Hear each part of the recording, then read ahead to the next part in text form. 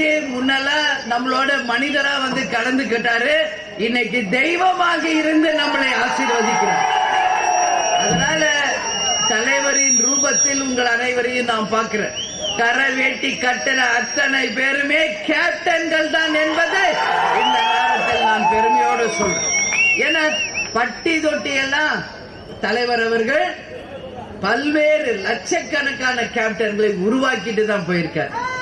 அதனால நாம் அனைவரும் ஒன்னா சேர்ந்து இப்ப ஒரே ஒரு நோக்கம் தான், தலைவருடைய கனவு லட்சியம் கொள்கைகளை வென்று அவர் கண்ட அந்த புனிதமான ஆட்சியை 2026 கொண்டு வருவது மட்டும்தான் நம்மளுடைய ஒரே எண்ணம், குறிக்கோள் அப்படின்றத இந்த நேரத்தில் சொல்றேன். இன்னைக்கு தர்மபுரி மாவட்டத்துல பல்வேறு நிகழ்ச்சிகள் நடந்துகிட்டு இருக்கு.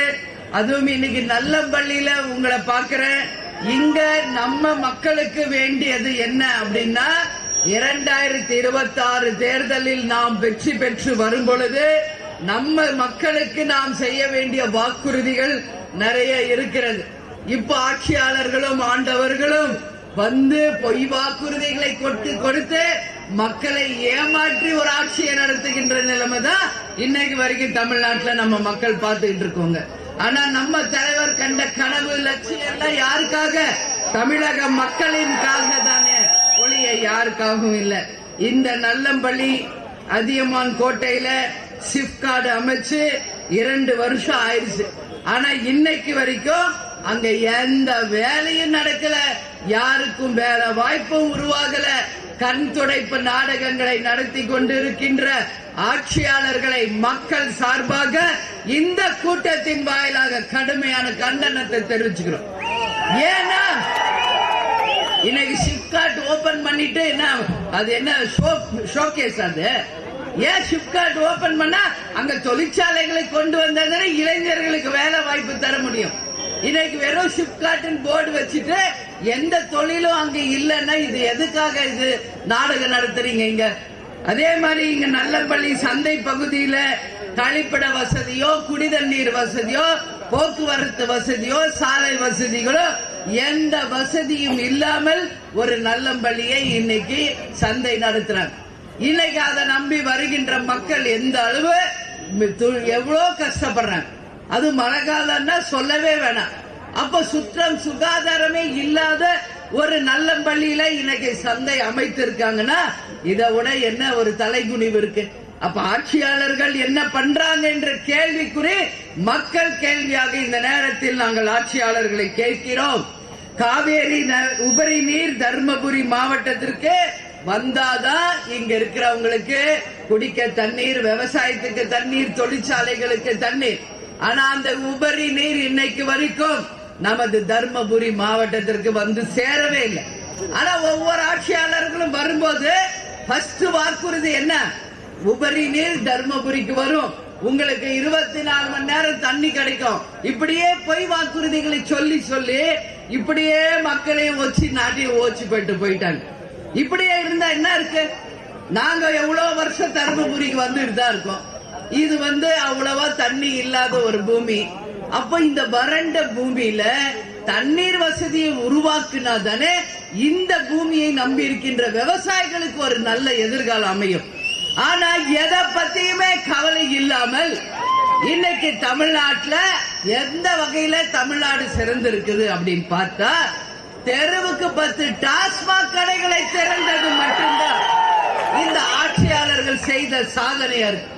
இதுவரைக்கும் கஞ்சா போதை விற்பனை என்பது மிக மிக கட்டுப்பாடாக இருந்துச்சு தமிழ்நாடு. இதெல்லாம் நம்ம வட மாநிலங்கள்ல தான் கேள்விப்பட்டிருக்கோம். பஞ்சாப், பீகார், மத்திய பிரதேஷ் அங்கதான் இந்த மாதிரி. ஆனா இன்னைக்கு தமிழ்நாடு இன்னைக்கு போதை தமிழகமாக மாற்றிய பெருமை இந்த ஆட்சியாளர். கள்ளச்சாராயம் ஒரு பக்கம், டாஸ்மாக் ஒரு பக்கம், கஞ்சா ஒரு பக்கம் அப்படின்னு போதை மாத்திரைகள் சாக்லேட்ல இருந்து வந்துருச்சுன்றாங்க. அப்போ பள்ளிக்கூடத்தில் இருக்கின்ற மாணவர்களில் இருந்து வயதான முதியவர்கள் வரைக்கும் இன்னைக்கு இந்த போதை வஸ்துகளை பயன்படுத்துகின்ற நிலை தமிழ்நாட்டில் மிக மிக மோசமான ஒரு எதிர்காலத்திற்கான அச்சாரமாக அச்சப்படக்கூடிய ஒரு நிலையில் தமிழ்நாடு இன்னைக்கு இருக்கு. இந்த நிலை நிச்சயம் மாற வேண்டும். ஏன் உங்களை எல்லாம் மக்களை வறுமையிலே வச்சிருக்காங்க? ஏன் மக்களை போதையிலே வச்சிருக்காங்க? யாராவது யோசிக்கிறீங்களா? ஏன்னா அவங்களுக்கு யாரும் கேள்வி கேட்க கூடாது. எதை லஞ்ச ஊழல் அதை பத்தி கேட்க கூடாது. தேர்தல் வருதா, இந்த வாங்க ஓட்டுக்கு காசு, பீரு பிரியாணி வாங்கிட்டு போங்க, குடிச்சிட்டு வந்து எங்களுக்கு ஓட்டு போடுங்க, அதோட வேலை முடிஞ்சு. தேர்தல் நேரம் வரும்போது மட்டும் ஓட்டு காசு, மீதி நேரம் மக்களுக்கு தேவை என்ன, அடிப்படை தேவை என்ன, வேலை வாய்ப்பு எங்க, விவசாயம் எங்க, தொழில் எங்க, ஏதாவது இன்னைக்கு கவர்மெண்ட் வந்து மக்களுக்கு சொல்றாங்களா?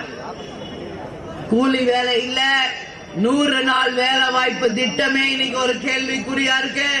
அந்த 100 நாள் வேலை வாய்ப்புக்கு போனாலும் அந்த காசு பெண்களுக்கு போய் சேர்றதில்ல. நடுவில் இருக்கிறவனுங்களே அதையும் கமிஷன் அடிச்சு மக்கள் வயிற்றில் அடிக்கின்ற ஒரு நிலைமை தான் இன்னைக்கு தமிழ்நாடு முழுக்க இருக்கு. இந்த நிலையெல்லாம் மாறணுமா வேணாமா? நம்ம தலைவர் என்ன சொன்னார் மக்களுக்கு? என் மக்களே உங்களை நான் தங்க தட்டில் வைத்து தாளாட்டணும். மக்கள் வறுமை கோட்டுக்கு கீழ் இல்லை என்ற நிலையை உருவாக்குவோம். படிக்காத இளைஞர்களுக்கு வேலை வாய்ப்பை தருவோம். லஞ்சம் ஊழல் இல்லாத ஒரு நேர்மையான வெளிப்படையான ஆட்சியை கொண்டு வருவோம். பெண்களுக்கு முற்றிலும் பாதுகாப்பை தருவோம். பெண்கள் இந்த நாட்டின் கண்கள் என்கின்ற உன்னத திட்டத்தை நம் பெண் குழந்தைகளுக்காக, பெண்களுக்காக தலைவர் அவர்கள் உருவாக்கினார். அது மட்டும் கிடையாது, வீடு தேடி ரேஷன் பொருள் வரும் என்று சொன்ன ஒரே உத்தம தலைவர் நமது கேப்டன் அவர்கள். இந்த மாதிரி நம்ம சொல்றோம். இன்னைக்கு ஃபுல் டே நம்ம பேசுறோம், தலைவர் சொன்னதல்ல. இன்னைக்கு மக்களே தலைவரை பற்றி பேசாதவங்க யாரும் இல்ல. தலைவர் இருந்த போது அவருடைய பேரு புகழ் எல்லாத்தையும் மறைச்சாங்க. தலைவர் மறைவுக்கு பிறகு இன்னைக்கு தமிழ்நாடு இல்ல, இந்தியா இல்ல, உலகமே இன்னைக்கு ஒருத்தரை பத்தி பேசுறாங்கன்னா அது நம்ம கேப்டனை பத்தி மட்டும்தான் பேசிட்டு இருக்காங்க. அந்த பேரு புகழ் யாரையும் போய் சேராமையே தடுத்துட்டாங்க. ஆனா இன்னைக்கு அவர் மறைந்து நம்ம கட்சிக்கு உயிர் கொடுத்துட்டு போயிட்டார் நம்ம தலைவர். அதனால சொல்றேன், அவரோட கனவு, லட்சியம், கொள்கைகளை நாம் அனைவரும் ஒன்று சேர்ந்து வென்றெடுத்து அந்த வெற்றி கனிகளை தலைவர் பாதடியில வைக்கிறோம். இன்னைக்கு வரைக்கும் கேப்டன் ஆலயத்திற்கு நீங்க எல்லாரும் வந்திருக்கீங்களா? எல்லாரும் வந்திருக்கீங்களா? ஏன்னா டெய்லி நாங்க நிப்பேன், வர மக்கள்கிட்ட எல்லாம் பேசுவேன். அதுல அதிகமாக வருபவர்கள் யார் தெரியுமா? நம்ம தர்மபுரி மாவட்டத்தில் இருந்து ஒவ்வொரு கிராமத்துல இருந்து பெண்கள், ஆண்கள் எல்லாரும் தலைவர் வந்து பார்த்துட்டு என்ன பார்த்து புகைப்படம் எடுத்துக்கிட்டு வயிறார சாப்பிட்டு சந்தோஷமா தான் திரும்பி வர்றாங்க. நீங்க எல்லாரும் பத்திரமா போய் வீடு சேரணும் அப்படின்னு நம்ம தலைவர் சொன்ன மாதிரியே எல்லாத்தையும் பேசி போட்டோ எடுத்து கொடுத்து அன்பாக உபசரிச்சுதான் நம்ம அனுப்பிட்டு இருக்கோம். நாம ஏன் இத சொல்றேன்னா, தலைவர் மறைஞ்சு சற்றேறக்கூடிய டிசம்பர் வந்தா 2 வருஷம் ஆக போகுது. ஆனா ஃபர்ஸ்ட் டே நம்ம என்ன சொன்னோமோ அதே போல இன்னைக்கு வரைக்கும் தலைவரை தேடி வரும் எவ்வளவு பேராக இருந்தாலும் அனைவருக்கும் தலைவர் நம்மளுக்கு சொல்லி கொடுத்தது பிரகாரம் தன்னை தேடி வருபவர்களுக்கு வயிறார உணவு தாருங்கள். நம்ம மக்களுக்கு நம்மளால முடிஞ்ச உதவியை நாம செய்து கொண்டிருக்க வேண்டும். ஏன்னா நம்ம மக்கள் நீங்க தான் எங்களுக்கு எல்லாமே. தலைவர் சொன்னது போல நாங்க என்ன 4 பேர், ஒரு வேளை சோறு உங்க வீட்டுல தரமாட்டீங்களா? சொன்ன தலைவர், ஒரு வேளை வந்து அவங்க வீட்டுல சாப்பாடு தரமாட்டீங்களா? அதுவே போதும், வாழ்க்கை முடிஞ்சிடும் சொன்ன. என்ன காசு பணம் ஒன்னும் கிடையாது. தலைவர் சொன்னது அருணா கொடிய கூட எடுத்துட்டு தானேயா குழியில போனோம். அந்த மாதிரி ஒரு நல்ல தலைவர், மக்களை நேசிச்ச உண்மையான தலைவர். என் மனசுல எதுவுமே இல்லாம வெளிப்படையாக மக்களை நேசிச்சவர். தப்புன்னா கண்டிப்பார், அங்கே ஸ்பாட்லயே கண்டிப்பார். ஆனா அவரை மாதிரி தொண்டர்களை அரவணைச்ச தலைவர் இதுவரைக்கும் தமிழ்நாட்டில் இல்ல, இனி வரப்போறது கிடையாது. இந்த பார்த்தல கரூர்ல என்ன நடந்துச்சு கொடுமை. இப்ப அங்கதான் நம்ம அந்த 41 போட்டோவும் வச்சு அஞ்சலி செலுத்தி மெழுகுவத்தி ஏத்தி நம்ம அவங்களுக்கு அஞ்சலி செலுத்திட்டு தான் இங்க வரோம். நேத்து நம்ம கிருஷ்ணகிரியில பேசும்போதும் 2 நிமிடம் மௌன அஞ்சலி செலுத்தி அந்த ஆன்மாக்கள் ஒரு தப்பும் பண்ணலப்பா. அவங்க அப்பாவி உயிர்கள், அவங்க எல்லாம் 41 உயிர் இன்னைக்கு அரசியல் என்ற சூழ்ச்சியில மாட்டிக்கிட்டு இன்னைக்கு 41 உயிரை நாம இழந்திருக்கோம். அந்த 41 உயிரும் ஆன்மா சாந்தி அடையணும்னு முதல்ல வேண்டுதல் வச்ச ஒரே கட்சி தேசிய முற்போக்கு. இது வரைக்கும் தமிழ்நாட்டில் எத்தனை கட்சி இருக்கு? யாராவது ஒரு கட்சி 41 பேருக்கு கண்ணீர் அஞ்சலி செலுத்தி இருக்காங்களா? யாராவது ஒரு கட்சி இந்த மாதிரி போட்டோ வச்சு அவங்க ஆன்மா சாந்தி அடையணும்னு சொல்லி இருக்காங்களா? ஏதாவது ஒரு கட்சி மெழுகுவத்தி ஏந்தி அவங்க ஆன்மா நல்லபடியா போய் சேரணும், நல்லபடியா ஆன்மா சாந்தி அடையணும்னு யாராவது சொன்னாங்களா? இது ஒன்றே உதாரணம். மக்களை நேசிக்கும் உண்மையான கட்சி தேசிய முற்போக்கு திராவிட கழகம். மக்களை தங்கள் உறவாக நினைக்கின்ற ஒரே கட்சி தேசிய முற்போக்கு திராவிட கழகம். நம்ம தலைவர் 2005 கட்சி ஆரம்பிச்ச அன்னைக்கு இன்னைக்கு வரைக்கும் வரலாறு 28 லட்சம் பேர் சேர்ந்தாங்களே மதுரையில. இன்னைக்கு வரைக்கும் அதுதான் ரெக்கார்ட். அதை பீட் பண்ண, அதை முறியடிக்க இந்த எந்த கூட்டமோ எந்த மாநாடோ இது வரைக்கும் வரல. ஏதாவது ஒரு சின்ன அசம்பாவிதம் அங்க நடந்துச்சா? யோசிச்சு பாருங்க. ஏதாவது ஒரு போலீஸ் அங்க இருந்துச்சா? அன்னைக்கு ஒரே ஒரு போலீஸ் கிடையாது. எப்படி அத்தனை பேரும் அப்படியே கட்டுப்பட்டாங்க. அந்த கேப்டன் என்ற ஒற்றை மனிதர் அந்த ராணுவ கட்டுப்பாட்டுக்கு இணையா கட்சியும் தொண்டர்களையும் கொண்டு வந்தாரு நம்ம தலைவர். அப்படி நின்னாருன்னா அப்படியே கட்டுப்படுவாங்க. தள்ளு முள்ளு நடந்தார், அமைதியா இருக்கிறீங்களா இல்லையா பாரு, யாராவது மின் கம்பத்துல இறங்குறியா இல்லையா அப்படின்பாரு. அவ்வளவு ஒரு கமாண்டிங், அவ்வளவு ஒரு கம்பீரம், அவ்வளவு ஒரு தலைவர் செஞ்சார். யாருக்காக? தொண்டர்களுக்காக. தன்னை நம்பி வந்த தொண்டர் யாருக்கு எதுவும் ஆயிடக்கூடாது என்று மக்களை நேசிச்ச ஒரு தலைவர். சிவாஜி சார் டெத்துல பாத்தீங்கல்ல, ஒண்ணுமே இல்ல, போலீஸால முடியல, அங்க இருக்கிறவங்களால முடியல, ஒண்ணு ஒரு துண்டு தான் வச்சு சுழற்றாரு பாருங்க. துண்டில் அடிச்சு யாருக்காவது அடிப்படுமா? அதுதான் சைக்காலஜி. அந்த சைக்காலஜில எடுப்பாரு தலைவர். அந்த துண்டை வச்சு சுழட்டிட்டே வருவார், அப்படியே விலகுது கூட்டம். அதுதான் கேப்டன். இன்னைக்கு ஒரு நடிகராக, நடிகர் சங்க தலைவராக இன்னைக்கு எத்தனையோ விஷயம் மக்களுக்கு நல்லது பண்ணிட்டு போயிருக்க. அதனாலதான் இன்னைக்கு தலைவர் இல்லாததை யாராலையுமே ஏத்துக்க முடியல, மறக்கவும் முடியல. இனிமேல ஒருத்தர் அவரை மாதிரி வரப்போறதும் இல்லை. அதனாலதான் சொல்றேன், நம்ம தலைவர் ஒரு புனிதமானவர், தெய்வமானவர், நம்மளை வழி நடத்துவார். தலைவர் சொன்னதை மீண்டும் உங்ககிட்ட சொல்றேன், என் தொண்டர்கள் தான் எனக்கு உயிர். நான் தலை குனிவேனை ஒளிய என் தொண்டரை தொலை குனிய வைக்க மாட்டேன்.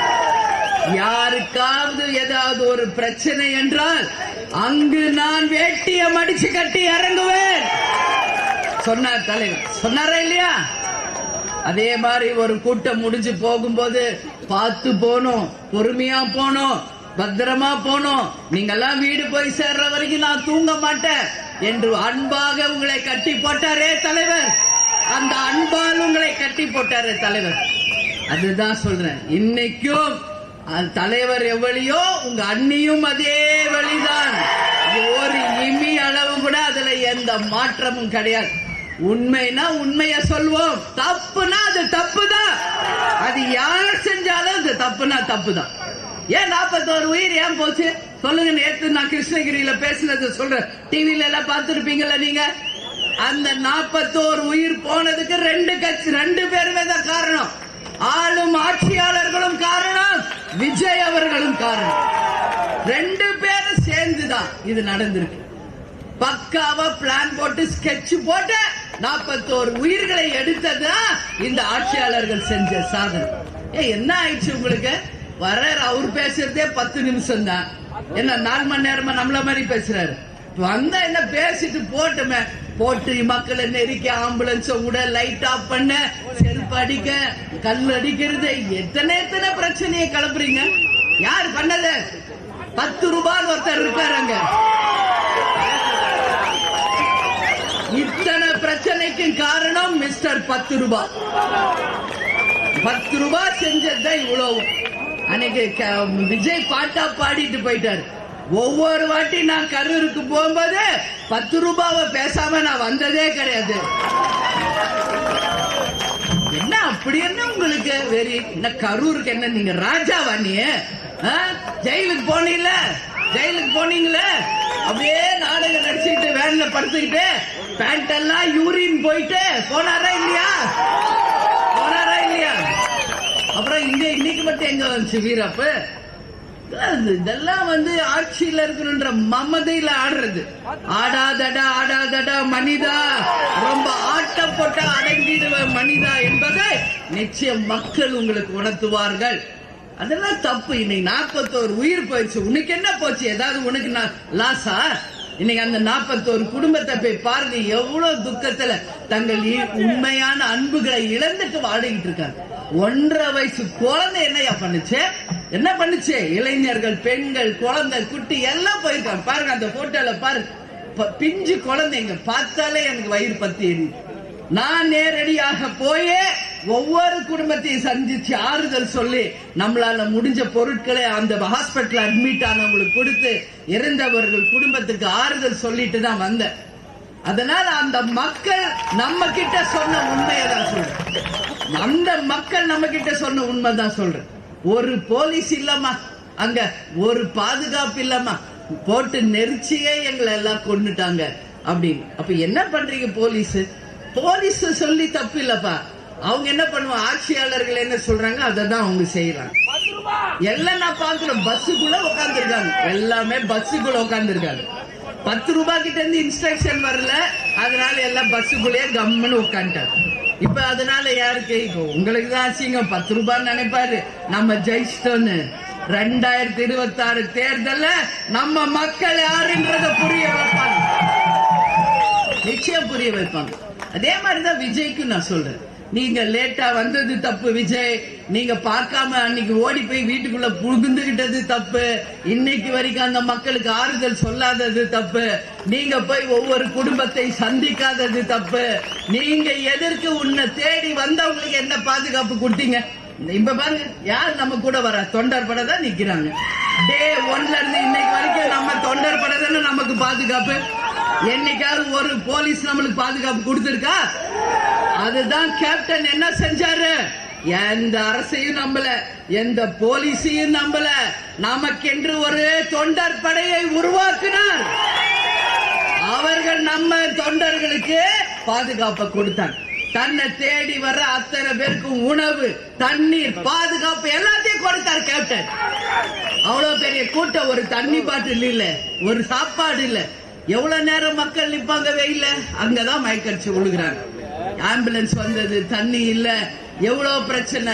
இதெல்லாம் நிச்சயம் நல்லதுக்கான வழி இல்ல. எல்லாம் நினைச்சுக்கலாம் ஜெயிச்சிட்டோம் நம்மன்னு. பொறுத்திருந்து பாருங்க. நிச்சயமாக கடவுள் என்று ஒருத்தர் இருக்கிறார், கேப்டன் இருக்கிறார். தர்மத்தின் வாழ்வுதனை சூதுக்கவும் தர்மம் வென்றே தீரும். அந்த 41 உயிரும் நிச்சயம் ஒரு பெரிய ஒரு மாற்றத்தை நிச்சயம் தருவார். நான் விஜய்க்கு சொல்லிட்டு தான் இருக்கேன். அவர் அண்ணன் என்னங்கிறாரு கேப்டன. முதல்ல அண்ணன் என்ன பண்ணாருன்னு தெரிஞ்சுக்கிட்டு தம்பி, நீ தெரிஞ்சுக்கோ. வெறும் பாயில அண்ணன் சொன்ன போதுமா? சொல்லுங்க விஜய். ஆமா, வெறும் அண்ணன் அப்படின்றது போட்டா காமிக்கிறது. ஆமா இல்ல சொல்றேன், வெறும் அண்ணா. உங்க அண்ணனோட வரலாறு பாரு, வரலாறு படி. நீ அது எதுவுமே செய்யாம எங்க அண்ணன், உங்க அண்ணன் அவரு அந்த காலத்துல இருந்து கேப்டன் படத்துல நடிச்சவர் தான். 17 படம் கேப்டன். அவங்க SAC படத்துல நடிச்சவர் தான், இல்லன்னு சொல்ல. நம்ம பக்கத்து வீடு தான். அதனால தான் நான் சொல்றேன், அவர் எங்க வீட்டு பையன். எங்களுக்கு விஜய் பல ஆண்டுகளா தெரியும், இன்னைக்கு நேற்று கிடையாது நான் சொல்றேன். அவர் அண்ணன் சொன்னா நாங்க தம்பின்னு சொல்றோம், அவ்வளவுதான். ஆனா மலைக்கும் மடுவுக்கான வித்தியாசம், கேப்டனுக்கு உங்களுக்கான வித்தியாசம், மலைக்கும் மடுவுக்கான வித்தியாசம். நீங்க கேப்டன் என்ற புத்தகத்தை தரோவா படிக்கணும். நீங்க சும்மா இல்ல. அவர் எப்படி தன் வாழ்க்கையை ஆரம்பிச்சாரு, எப்படி வாழ்ந்தாரு, எப்படி மக்களுக்கு உதவி செஞ்சாரு, அவருடைய புக்கே ஒரு அத்தியாயம். அது முதல்ல இந்த தமிழ்நாட்டில் இருக்கிற எல்லாரும் படிங்க. முதல்ல அதனால கேப்டன் கூட யாரையுமே கம்பேர் பண்ணாதீங்க. ஒப்பீடுக்கே இணை இல்லாத ஒரு தலைவராக கேப்டன் இருக்கிறார். வாழ்ந்தால் கேப்டன் மாதிரி ஒருத்தர் வாழணும் என்று உதாரணமாக வாழ்ந்துட்டு போனவர் தான் நம்ம கேப்டன் அவர்கள். இன்னைக்கு பாருங்க, நாம சொல்ற கடைசியில இன்னைக்கு பெண்களுக்கு என்ன பாதுகாப்பு இருக்கு கொஞ்சம் யோசிங்க. ஏதாவது பெண்களுக்கு பாதுகாப்பு இருக்கா? எங்க போனாலும் அம்மா முதல்ல அந்த டாஸ்மாக மூடுங்கம்மா, அந்த குடும்பம் எல்லாம் அழியுதுன்னு பெண்கள் என்கிட்ட முறையிடும் போது நான் சொல்றேன், நீங்க எல்லாம் தலைவருக்கு வாய்ப்பு கொடுத்து ஒரு வாட்டி முதலமைச்சர் ஆக்கி இருந்தா மொத்தமாக டாஸ்மாக் கடையவே தமிழ்நாட்டை விட்டு விரட்டி அடிச்சிருப்பார் கேப்டன் அவர்கள். ஆனா இழந்தது யார்? நம்ம தமிழ்நாடு தமிழக மக்கள் தான் கேப்டனை இழந்துட்டீங்க. மீண்டும் சொல்ற, அவர் கனவு லட்சியம் நிச்சயம் வென்றெடுப்போம், உறுதியாக ஜெயிப்போம். சரிங்களா? அதனால அந்த டாஸ்மாக் வேணாம். இந்த கண்டிப்பா டாஸ்மாக் வந்ததுனால தமிழ்நாடு முழுக்க பெண்களுக்கு பாதுகாப்பு இல்லை. எங்க பார்த்தாலும் பாலியல் வன்கொடுமை, எங்க பார்த்தாலும் செயினை புடுங்கிறது, கொலை பண்றது, பட்ட பகல பெண்களை வந்து பாலியல் வன்கொடுமை பண்றாங்க. யார் இதெல்லாம் செய்யுது? காவல்துறை ஆட்சியாளர் என்ன பண்றாங்க? இப்ப ஒண்ணுல இந்த திருவண்ணாமலையில நடந்துச்சு ஒரு 3 நாளைக்கு முன்னாடி, தெரியல உங்களுக்கு எல்லாம்? அப்பா அம்மாவையும் பொண்ணு கிரிவலம் போயிட்டு வர்றாங்க. அந்த பட்ட பகல அந்த அம்மாவையும் பொண்ணையும் யார் தூக்கிட்டு போறா? காவல்துறையை சேர்ந்து 2 பேர் பைக்ல தூக்கி உட்கார வச்சுட்டு போய் அந்த பொண்ணை சீரழிச்சு அந்த பொண்ணோட வாழ்க்கையவே கேள்விக்குறியாக்கிருக்காங்க. இன்னைக்கு வரைக்கும் அந்த காவல்துறையை சேர்ந்தவர்களை சஸ்பெண்டும் பண்ணல, எதுவுமே பண்ணல. அதனால இப்ப நான் சொல்றேன், மக்கள் சார்பா அரசுக்கு இது என்னுடைய நான் என்ன இங்க பேசுறேன், யார் காதுக்கு போகணுமோ அது நிச்சயம் போகும். அந்த பெண்களின் சார்பாக நான் பேசுறேன்.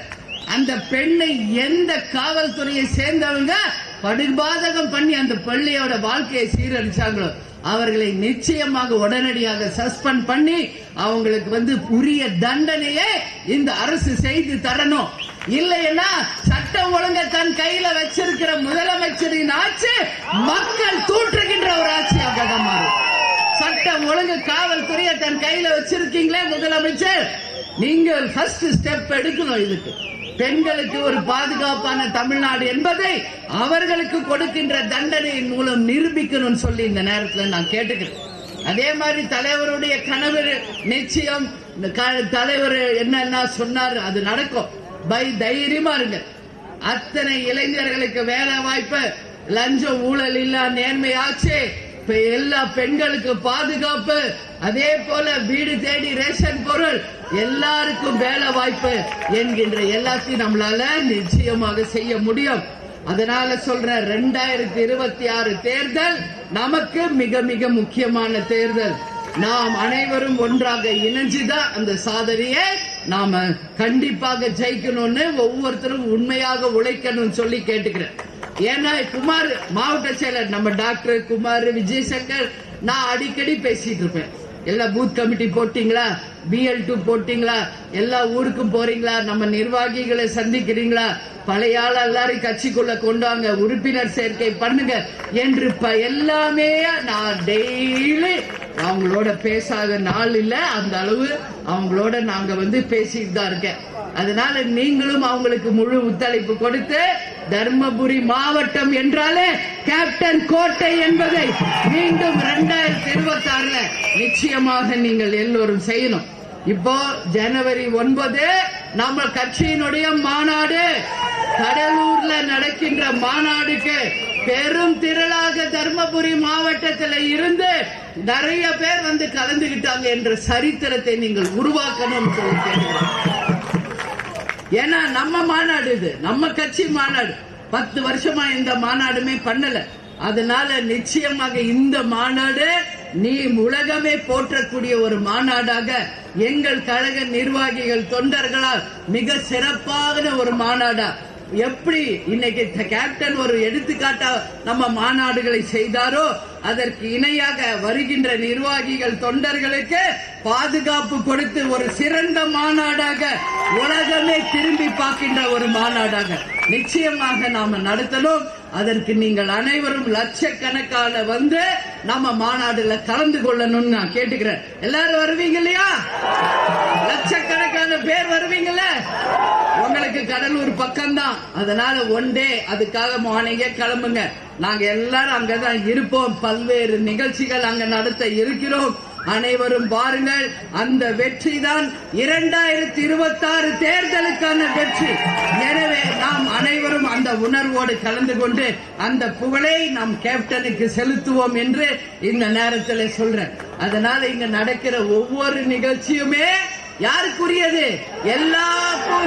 எல்லா புகழும் நம் கேப்டனுக்கு, எல்லா புகழும் கேப்டனுக்கு, எல்லா புகழும் நம் கேப்டனுக்கு என்று சொல்லி இந்த நல்லம்பள்ளி ஒன்றிய நிர்வாகிகள் ரங்கநாதன், சக்திவேல், டைல்ஸ் மாரியப்பன், கிருஷ்ணன், அண்ணாதுரை, அசோக்குமார், கோவிந்தராஜ், சின்னதுரை, முனுசுவாமி என்கிற அனைத்து பேருக்கும் நன்றிகளை சொல்லி சிறப்பாக ஏற்பாடு செய்த அவைத்தலைவர் அவர்களுக்கும், மாவட்ட செயலாளர், ஒன்றிய நகர பேரூர் கழக நிர்வாகிகள், மண்டல பொறுப்பாளர், மாவட்ட பொறுப்பாளர்கள் அனைவருக்கும் நன்றி கோரி, இயன்றதை செய்வோம், இல்லாதவருக்கு தமிழன் என்று சொல்லடா, தலை நிமிர்ந்து இல்லடா, நமது முரசு வெற்றி முரசு என்று கூறி உங்களிடமிருந்து விடைபெறுகிறேன். நன்றி, வணக்கம்.